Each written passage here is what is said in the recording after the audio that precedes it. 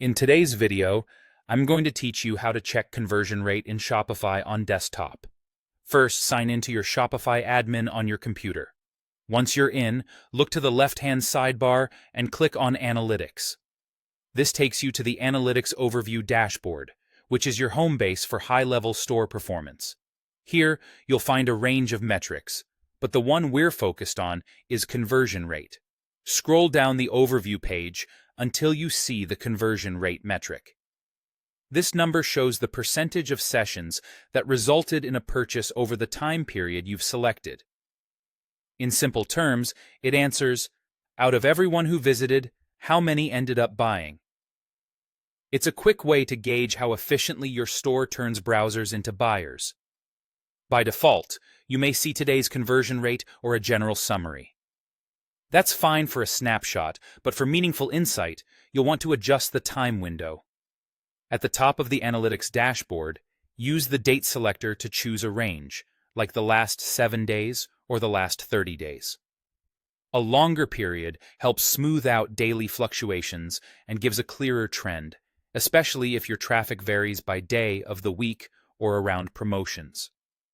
You can also compare against previous periods.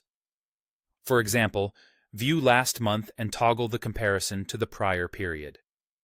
This side-by-side view helps you understand whether your conversion rate is improving, holding steady, or slipping.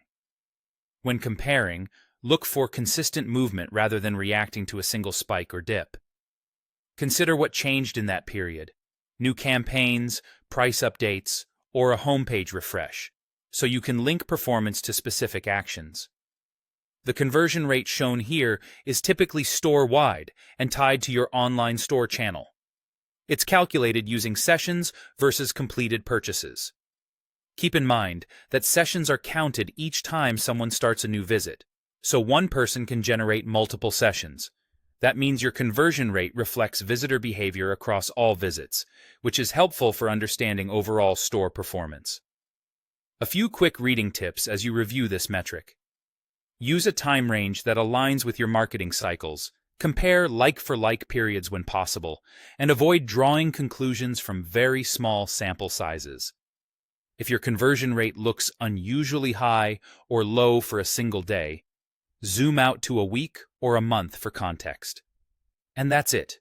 You've learned where to find your Shopify conversion rate on desktop, how to adjust the time period, and how to compare it to previous performance for clearer insights.